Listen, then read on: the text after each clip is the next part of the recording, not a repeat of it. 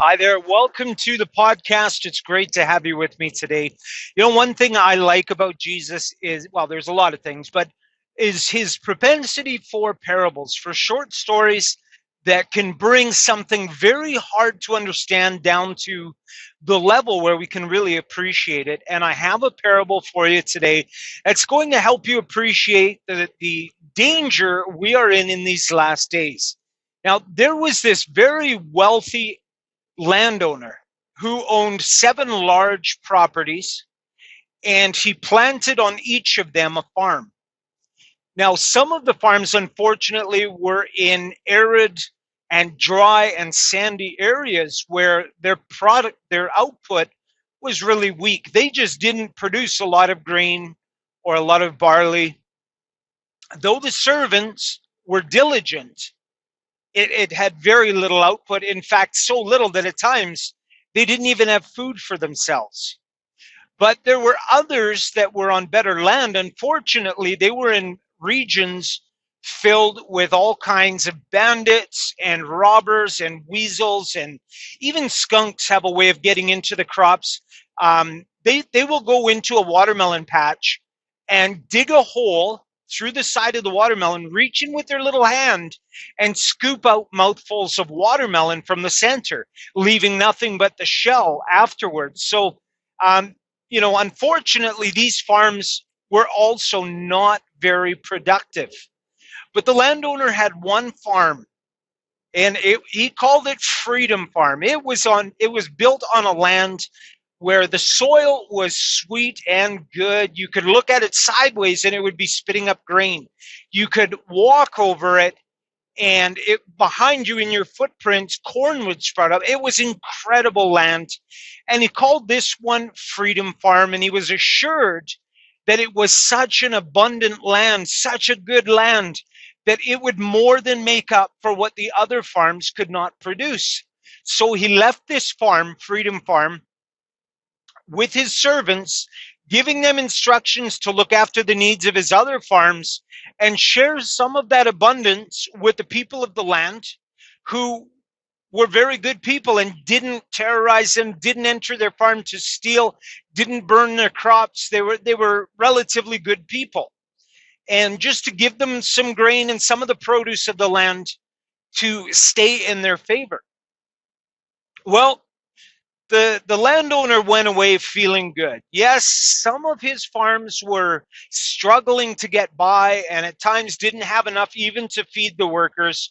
But Freedom Farm was going to fill the gap and look after those needs. There really wasn't much to worry about.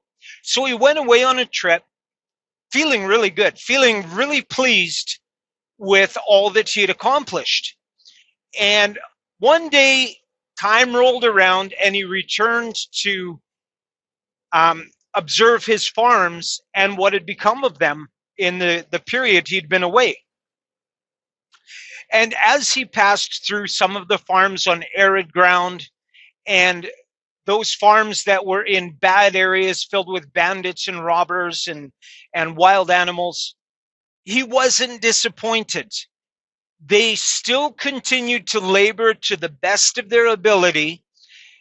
Some of them growing tiny little crops in secretive places, merely 4 or 5 ears of corn growing behind an outbuilding where it was out of sight. And they were doing what he had expected of them. They were doing the best they could with what they had. And he inquired of Freedom Farm if they had provided for their needs when they simply didn't have enough. And the landowner didn't hear what he had expected to hear. He expected to hear glowing reports of the Freedom Farm had provided abundantly, that they had had no need whatsoever. But even though they didn't want to say it, they had to, that Freedom Farm for decades now had sent little to nothing and had left them on their own. And this was very perplexing. The landowner was confused. What do you mean Freedom Farm left you alone and didn't send you supply? So the landowner was already worried. What happened Why isn't Freedom Farm looking after my other properties like I asked them to? And he comes over a low rise, and they're laid out in the rich and lush and green valley below him is Freedom Farm. But all right away from the hilltop, he can see that something has happened. The land is in confusion. It doesn't even look like a farm anymore. And he starts to approach, and he can see first the sign that he had hung over Freedom Farm was taken down. And in its place, someone had scribbled in child's writing, Funny Farm. And then someone had scratched that out and wrote Animal Farm. And someone else had scratched that out and wrote Party Farm. And, the word farm had been lost in it all, so that it was really a jumble of words, all meaning basically, let's have fun. And he walked through the gates, and the first thing he noticed was in the center, where the fields used to be filled with ears of corn and wheat and barley and oats and all manner of good crops and products, was a circus. And there were rides and amusements, and the people were milling through them. And this perplexed the master. This is not what servants do at all. This is what landowners do with their own land. And he came to several of the people at the carnival, inquiring of them, who are you and what are you doing here? And they assured him this was their land, they owned it, and this is what they built on their land. And they had no idea who he was. They'd never heard of him.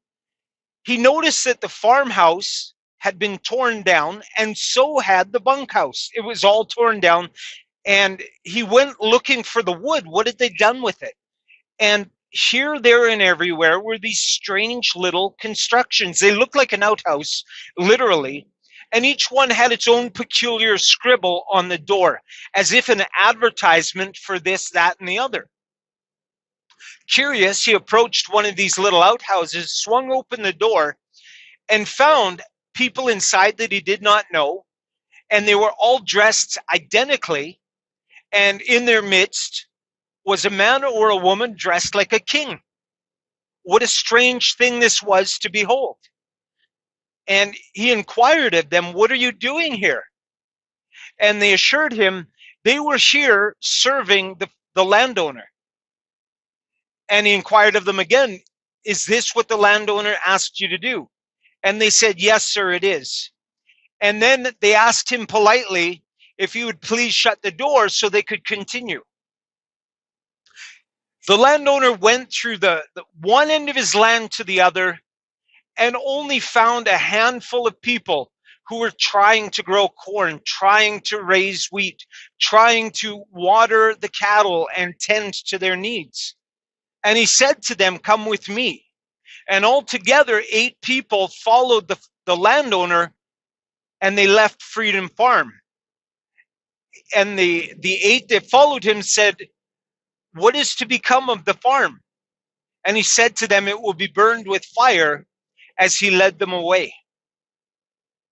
Now, that analogy is telling you what has become of the church that Jesus Christ planted in the Western world, establishing us on land that was rich, land that was flowing with milk and honey, that he left us to tend, left us to look after his farm and to make it productive. And today, this is exactly what we have, something that can't be called a farm. Every man is gone following his own imagination, as in the book of Judges. After a judge died, every man did what was right in his own eyes, for at that time they had no king. Well, here on Freedom Farm, that's exactly how everyone is living. Each one doing what is right in their own eyes, for they have no landowner. And I tell you the truth, when the Lord returns, it will be an absolute terror and a horror to have received so much and returned nothing.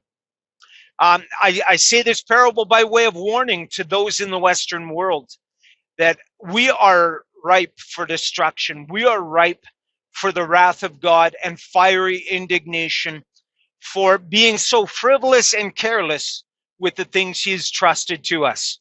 And I hope and pray that you are one of those individuals who, despite the circus and the foolishness that is taking place all around you, I hope that you are found tending a little patch of corn, raising a little bit of grain, looking after the sheep and the goats to the best of your ability. Be found doing what he's called us to do, even if no one follows you. God bless you.